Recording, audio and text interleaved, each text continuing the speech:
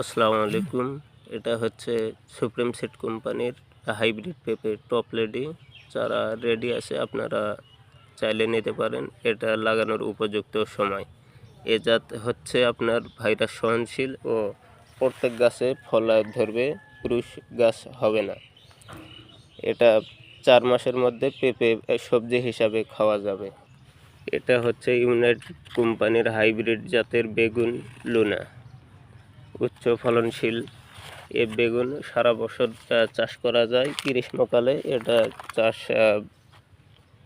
অন্যান্য সময়ের চেয়ে ভালো হয়। এটা হচ্ছে স্পানি কোম্পানির গোল লাউ, নাম হচ্ছে সুলতান।